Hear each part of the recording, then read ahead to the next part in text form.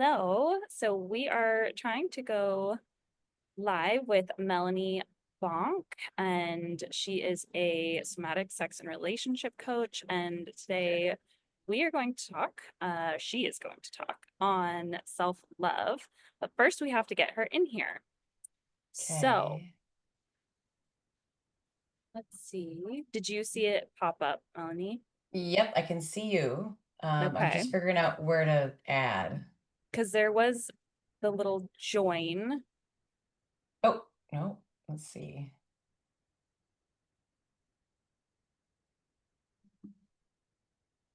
Okay.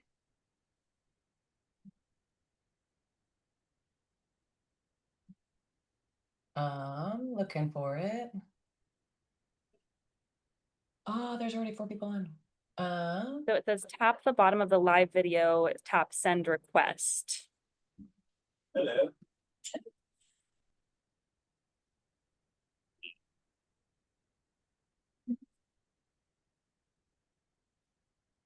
I can hear your background noise now, though. All right. I'm gonna try the comment. Oh, sent? No. So weird. It makes it seem, makes it seem like it should be so simple Mm-hmm. to get somebody in here. And it's not.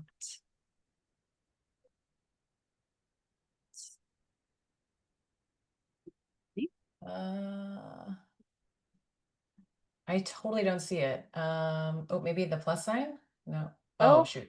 oh no. There it does The say add someone to your live video. This feature isn't available on computers, but it is available on devices. Okay, I have to go grab something to hold my phone. I'll be right back. Okay. There's that thing.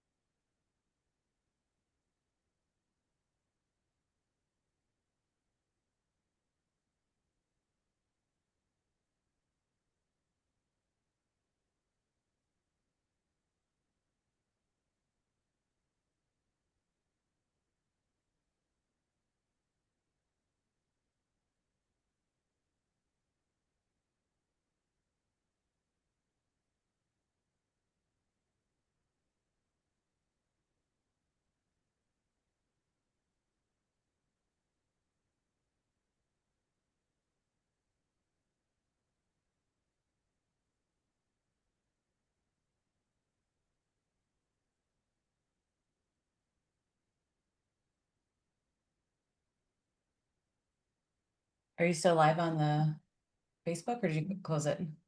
No, so I have to start it on my phone apparently. So Oh yeah, sure. okay. I don't know why this Shoot. is so zoomed in on my face right now. What is happening? Need to get myself a little stand to put my phone on. Okay, here we go. Okay. It says allow guests to request to come on. So it looks like maybe you have to actually request it. Okay, here we go. Request to come on. So it looks like maybe you have to There's such a delay, it's funny. actually request it. All right, tap to watch. Live chat. Ooh, is it that? Yeah, I got it.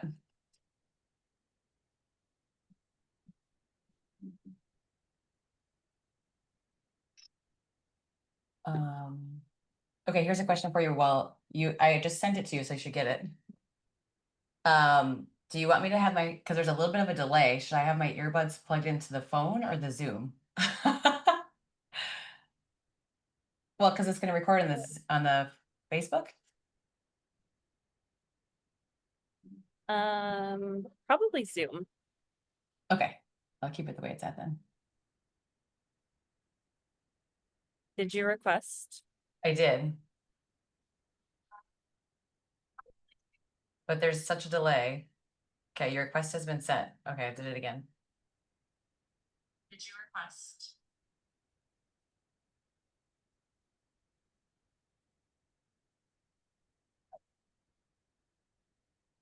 Oh, there we go. Oh, now, okay, now it's having me send you a request. For crying out loud. Oh, join on camera. Connecting. Yay! We did it, except now it's like just my head. What is up with this? Oh, there we go. Oh, look, I zoom out. There we go. Like, what is Yes. happening? Okay. Yay. Okay. Yay! We did it. So We we have Melanie Bonk here. I'm so excited. She is a somatic sex and relationship coach. She's going to be talking about self-love today. Melanie, thank you so much for being here. And I'm just going to let you take it away, and then we can do some Q&A at the end. Yes, well, thank you so much for having me. I'm so happy to be here. A quick little history about me. I am, like she said, a somatic trauma therapist and a certified love, sex, and relationship coach. I am also a tantrika, so I practice tantra and sacred sexuality. I'm also a wife and a mother to 4 boys. And I'm also a CrossFit coach. So I'm into fitness. I love working out. I love coaching on so many different aspects of the spectrum, really, from intimacy to deeper connection with couples to CrossFit. And so I am really excited to be chatting on Brooke's page here about self-love. And self-love is such a, I would say, a hot ticket item, or like a, what's that word, where it's like a buzzword. But then it kind of falls all off, just as it's self-love and you should do it and you should have it. And so I want to really get into some of the nitty-gritty aspects of self-love today and how you can start embodying that. So um, my work is somatic, and what that means is embody. So that means I'm not just actually thinking it, I actually feel it in my body. So how to feel self-love in your body. And I think the first thing to do is just to really start to unpack a little bit what self-love means. One of the biggest aha moments for me in my self-love journey was finding out that I am the only one that can love me unconditionally. And when I first heard that, I was like, "Nuh-uh, my husband loves me unconditionally." And I didn't even finish that sentence of "my husband loves me unconditionally" before I was like, "Oh no, there are conditions." And then I was started applying that to and thinking about my kids. And I'm like, wow, I actually really want my kids to have conditions. And my parents, actually, I want them to have conditions too, because that's a display of healthy boundaries, of worthiness. And so it was like from the inside out that I am the only one on the whole entire planet that can love me unconditionally. Whew. Even just taking a breath with me and feeling the weight of that, because it can actually kind of feel almost burdensome, like I'm the only one that can do that. But then there's the invitation and the opportunity to step into the empowerment that comes with that. I am the only one that can love me unconditionally. I can love every aspect of myself so hard, and it doesn't matter what anybody else thinks. And so that's where I really want to talk about really what it is and what our body holds on to. So I know that there's so many thoughts. I know I felt that, okay, I can really love myself when I lose 10 pounds, or I can really love myself if I get that promotion, or once I get this title, that's it. This is going to be like, I'm off the chart in love with myself and proud of myself. And so I just want to say, as well as I am the only one that can love myself unconditionally, that self love isn't a destination, it's a daily relationship. It's a devotional relationship that you can create and cultivate in your body. And some days it feels like a fierce devotion, like you need to be on the forefront of meeting yourself with love. And some days it's kind of soft and gentle, like, of course, I love myself. So, understanding that there's always those ebbs and flows that come with self love. And, now it's really there's so many voices in our head, so many voices that say we're not worthy of that self-love. I mean, I know that one of my voices was I definitely did not like cellulite. And so looking in my mirror and looking at my body and first allowing the voices, allowing the inner critic. And what you can do is create a friend from your inner critic or a subpersonality. A lot of my work involves subpersonalities, all these different parts in our bodies, meeting them with love and welcoming them into the heart space. And that involves our inner critic. My inner critic is loud. She's a little bit bitchy. She's a little bit teenagery and catty, but I have fun with her now and I play with her. So when I am looking in the mirror and I hear those little, messages, the messages from society, the messages from our fellow sisters, the messages from religion, the messages from just this overarching industry complex of our society right now, then we get to actually say, wait a second, that's not my truth. That's not my truth. And the inner critic is such a good person to mirror all of those societal conditions. So, like this gray hair, society tells me I'm 44 and I shouldn't be gray, but I'm like, oh, I am. Society says I shouldn't have cellulite, but I'm a woman. That's just actually how our bodies are designed and built. So now I love on that cellulite because that makes me a woman. Ah, I would not want to be a man. Uh, um, so when we really befriend the inner critic and start to have fun with her, we take her power away. And that's that empowerment piece. We can say, hey, inner critic, I don't know, she obviously lives like right here. So when she's talking, I hear her. I let her have her sentence. I let her have her statement, and then I have fun with her. And I say, "Girl, you know nothing." And I can put her back in her place. I can tell her that she's just needs some more information. She needs to be re-educated, and then I still love on her. It's not like I'm repressing her.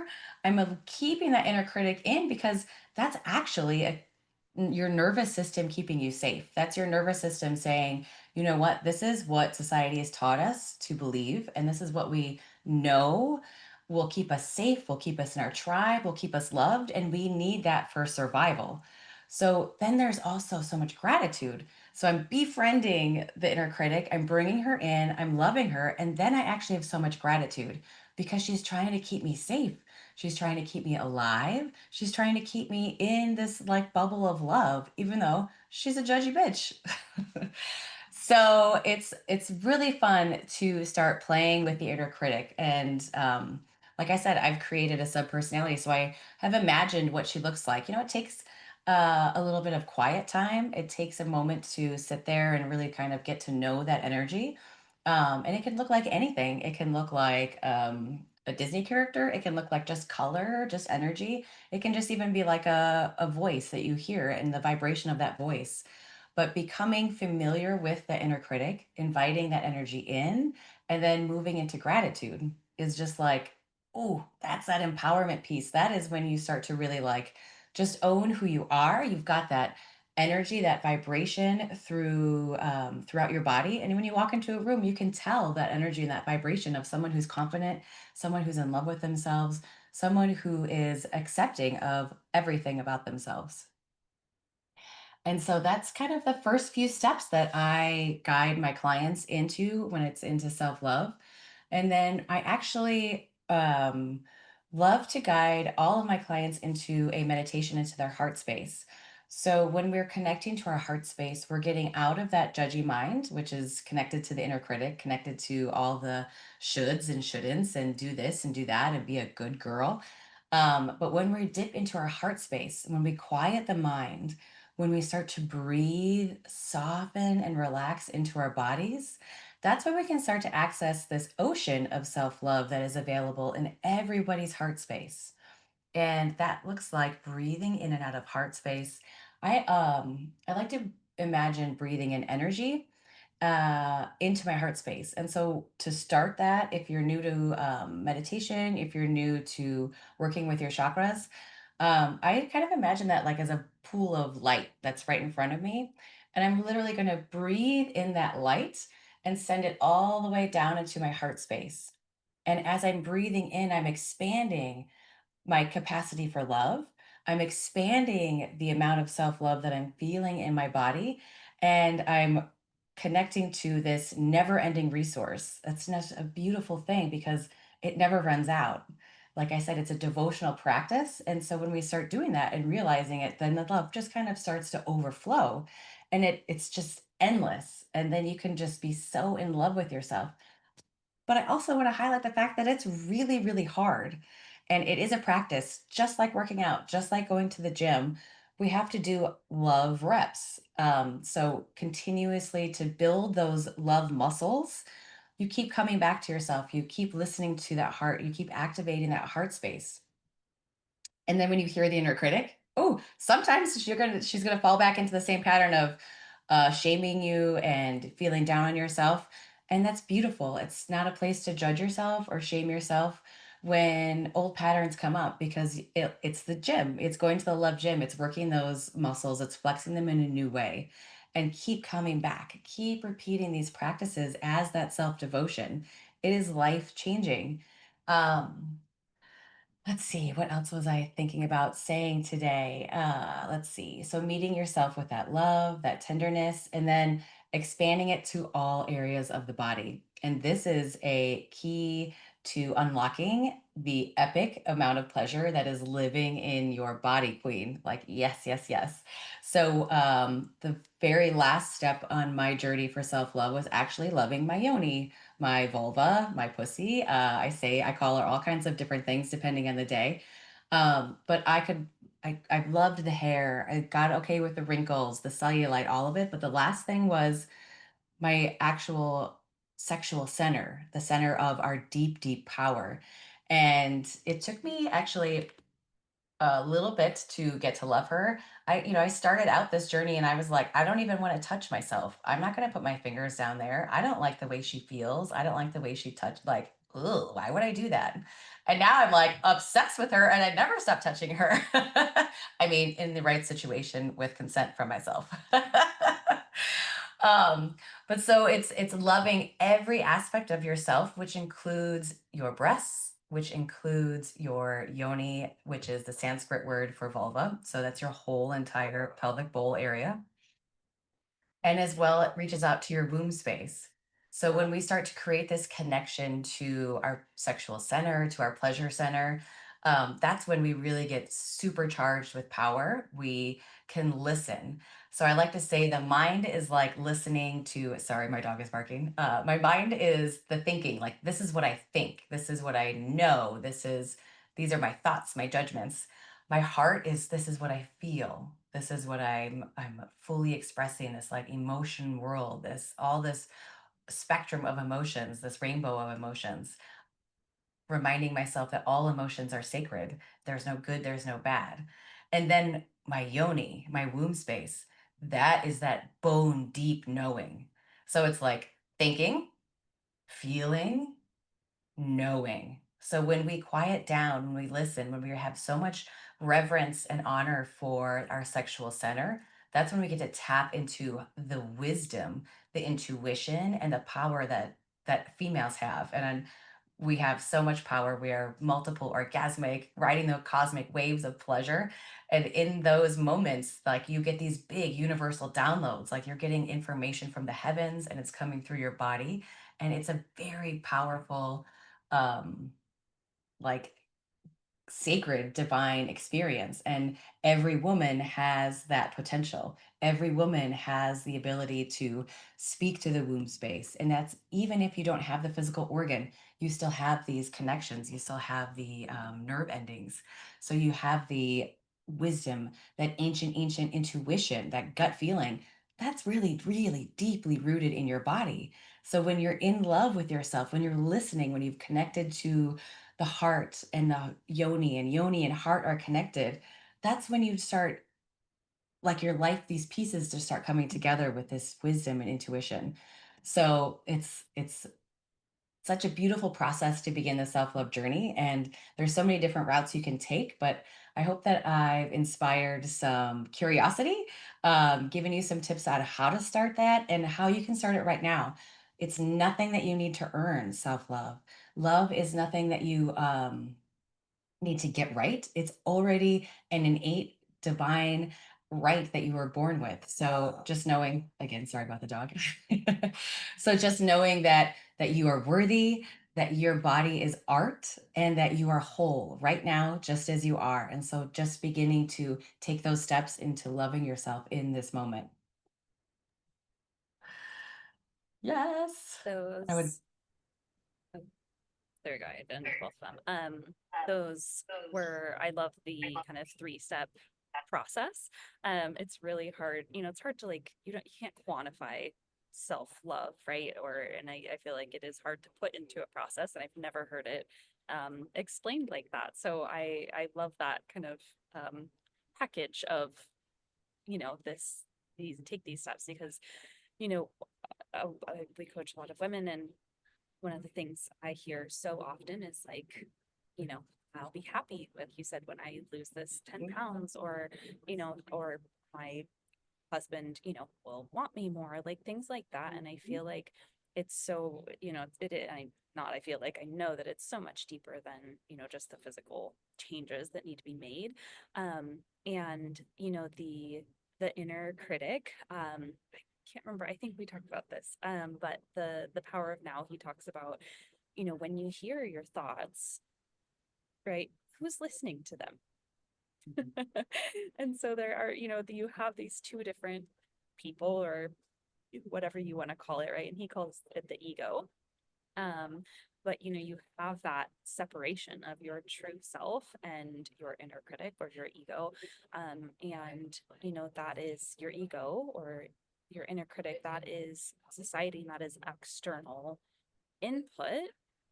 And so, a question I have for you is, there is like education. You mentioned like cellulite, right? Some people may not actually know that cellulite, like, it's normal, like everybody has Mhm. it, right? If you don't know, there are women who also have it, or whatever. So how do you, best determine what is, outside pressure, or things that like maybe do need changing? 'Cause, you can love yourself prior to Mhm. being perfect, and I think there is always, room for self-improvement. But Mhm. how do you maybe determine um what could use improvement versus what's just your inner critic doing this? Mhm. For me, it was when I got really in this devotional practice of self-love, I started noticing the pieces of my life that didn't match the level of love, if that makes sense. So when I started this journey, I was still doing some unhealthy habits. Um, and when I would kind of like, I'll just say drinking. I'm just going to throw it out there. So I was still drinking. Yes. And of course it was like not a problem. And, I told myself all these things, but when I would wake up feeling like crap, or when I would have zero sleep, I would wake up and I would have the moment of like, am I worthy of more than that? Like, am I loving myself by doing that? Or am I actually really damaging myself? So it's like once you start that self love practice, like you're just going to that self love gym for the first time and you're picking up that first self love weight and it feels so heavy and gross, that's when kind of things start to click in place. So as you claim your worth, as you know that this radical self love, this radical self acceptance is inside of you, then you start to filter your actions through that lens, through that heart lens. And that's when, like I said, that's when, and then I'm from Wisconsin, like drinking is a pastime. And so that's when I'm like, this just isn't for me. I don't feel like this is loving myself and honoring my body. And like other changes like that that just fall into place, and it doesn't, and then it wasn't like hard, like, oh, I'm quitting alcohol. It was just like, no, I just like myself too much to do that, to give myself that poison. So that was like a definite radical shift that came with going to the love gym, that came with meeting myself with love over and over again. Because if I was just gonna, okay, I'm gonna love myself really hard for one day and then that's it, I wouldn't change anything. But the fact that it was like over and over and over, and I do meditations with it and I breathe with it, and it is a devotional practice. Um, that's what makes that change. And I even want to turn back to the beautiful statement that you said, like, well, when I'm like this, my husband will, or my partner will give me pleasure or it'll look different. I just want to say that with that self love aspect is also claiming the fact that pleasure is an inside job. Your pleasure is your responsibility, it's nobody else's. So when you start to love yourself, pleasure actually becomes a little more available in your body. So that's just another step that is involved in this journey, is just knowing that you are responsible for your pleasure. You can obviously you can receive pleasure and enjoy it, but in the long run, it's your responsibility. It's your job to speak up for what you want. It's your, um, but when you do that, you get what you want, and it's really fabulous. So that's definitely another aspect of it. When you're feeling that worthiness, when you feel that devotional love, and then you're like, well, I really want, I really want my partner to be doing this, and you say it in your mind. That's sort of the same thing as the inner critic. That you're like, oh, I'm conscious of the fact that I'm saying that in my mind. What do I need in my body to actually say it out loud? And most of the time, it's fear that's holding us back. It's that same nervous system saying, hey, wait, I want to keep this, I want to keep you safe. You probably shouldn't say that. So when you have that, like, I know I'm safe because I create my safety, I create my love, I create my empowerment. Then you can say, actually, babe, I want you to put your finger here and I don't want you to stop until I tell you to stop. And then you get what you want, like 1,000 orgasms. Yeah. Oh gosh, like I'm like tearing up over here because you mentioned so many things. Like one is your nervous system, right? And so much of that, again, just my realm of health and wellness in the physical sense mainly. And but these areas have to be addressed. Like we Mhm. are a whole human being, and it doesn't come without these things. And yet that is such a missing piece in you know fitness, health, Mhm. whatever it is. And something that I'm trying to bring more and more, which is why I have you here. So thank you. But you're and when you address these things, right, when your nervous system, when you feel safe, when your nervous system is in that rest and digest, right, and when Mhm. you can um, develop and cultivate that self-love, right, the changes that you need to make in order to see those physical changes, if you desire them, come more easily because Mhm. you are making them from Yeah. you're making those decisions from a place of self-love versus Mhm. self-hatred or desire to change out of disgust or whatever it is, which is where so many women come from, Mhm. again, because of that outside input, whether that be from their partner or from society or whatever it is. And so I love that, just that overarching concept of safety in the body from the Mhm. nervous system, from the inside out, cultivating that self-love and allowing that to then drive your changes if they need to, because you are in Mhm. tune with what you need and what is serving you and what's not. Yes, yes. And that's like the root of my work. Like I said, so somatic is in the body. So that includes the nervous system. So much of what I guide my clients through is that nervous system regulation, understanding the parts in the nervous system, like freezes the held on programming that lives. And then what happens is once that programming is in our body and it's frozen in there from when we're little girls, when we're babies. I mean, it's scientifically proven right now that if you take a baby's hand away from their genitals and you like scrunch your face, that's imprinting on their body that touching themselves is wrong, is scary, is dirty. And so all of these things have been put on our bodies that we didn't ask for, that weren't, we couldn't speak up for ourselves when we were younger. And so that's the like I said, that's the empowerment that comes from doing this kind of deep somatic work, is that you get to unpack and unwind because those imprints are actually running in the background in our subconscious, and then they dictate how we act, they dictate how we show up, especially when it comes to our most intimate connections, our most intimate relationships, and in the bedroom. So that subconscious programming is actually what's coming forward because your nervous system is keeping you safe. Your nervous system is doing its job. So it's this big pullback. It's this witnessing of your whole body as a system. And then when you get the tools to get that consciousness, then you get to start making choices. Like, whoa, like I said, like I was, whoa, oh, I'm holding back what I want to say, or whoa, I'm not enjoying this, but I'm still doing it. that doesn't seem right. I don't want to do that. And then you get to like make choices. So it's so detailed and nuanced, but then it also flows together so well and makes sense with our body as a whole. Yeah, yeah, perfect summation. So you told us a little bit about your kind of approach, but Mhm. people, I won't lie, like similarly, my perspective, I hear what you do, and I was like, well, I don't need like my relationship's pretty good, like whatever. So Mhm. why would somebody come to you, and what could they see benefits from, Mhm. and what does that look like? Yeah. That's a beautiful question. Thank you for asking. So just like we talked about all this programming in the subconscious, um, those aspects of ourselves take the reins in our love, sex, and relationships. So the inner child, just like the inner critic over here. Obviously, my inner child's on this side, so I'm like the inner child. The inner child, she only gets triggered and wounded in our romantic partnerships. She doesn't really. She gets, deep wounds. She feels those most with just our intimate partners. And so, what happens oftentimes is that couples' inner children are actually running their relationship. And that can look like fighting, that can look like ultimatums, that looks like all kinds of things. I know before I had these tools, I would say like, well, it looks like we're just getting divorced. Like, I would just kind of like be super bratty and pouty. And looking at it now, I'm like, oh, obviously I know who was in charge in that moment. It was not my queen, it was not my higher self, it was my bratty little inner child.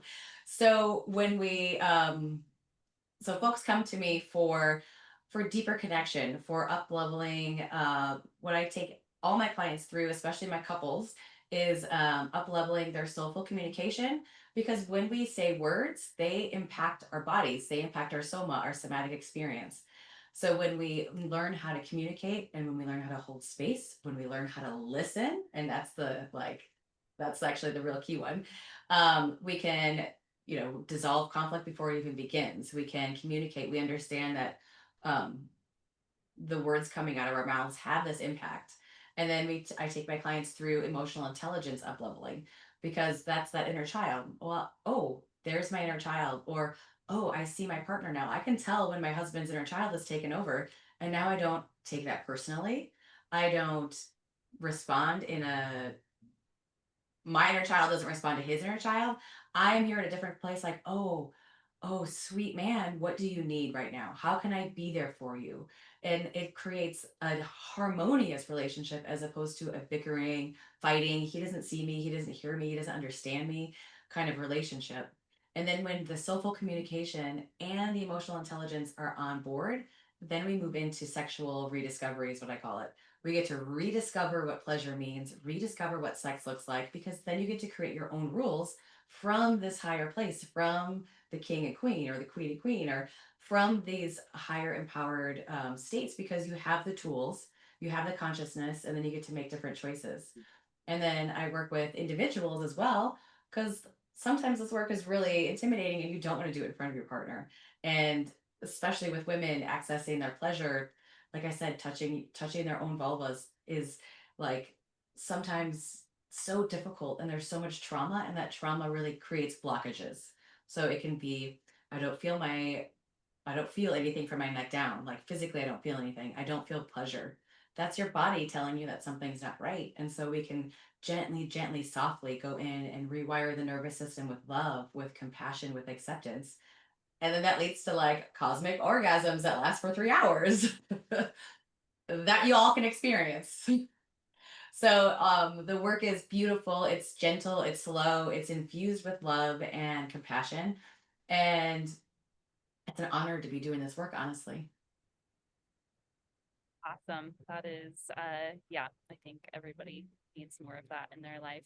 Yeah, it's like the premarital counseling, but nobody ever really teaches you. This is the deep, deep work that creates those um bliss that lasts for a lifetime.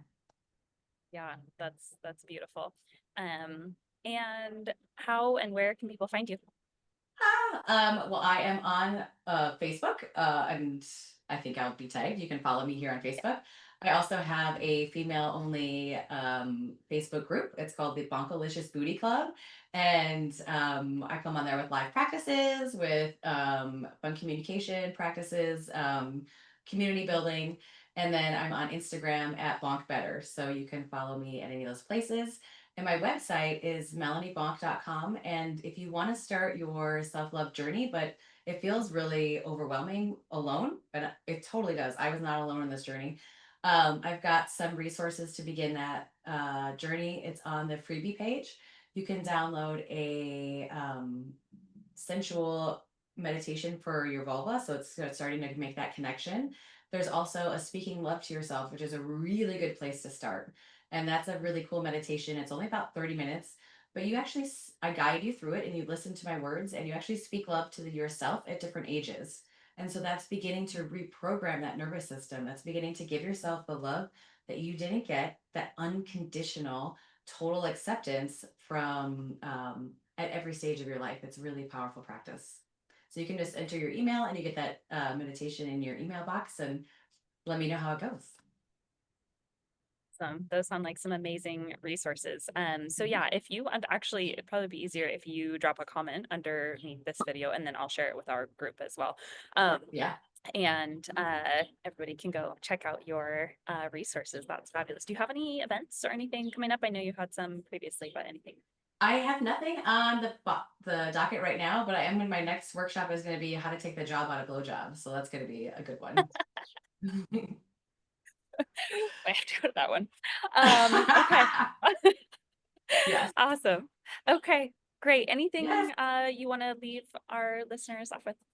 I just wore the shirt. I said, love yourself fearlessly. Like be fearless in your love. It's a really amazing practice and it's all you, baby. You got it. Beautiful. Thank you so much, Melanie. This is fabulous. I very much enjoyed that, and I know everyone listening will too. So thank you. Have a beautiful rest of your day.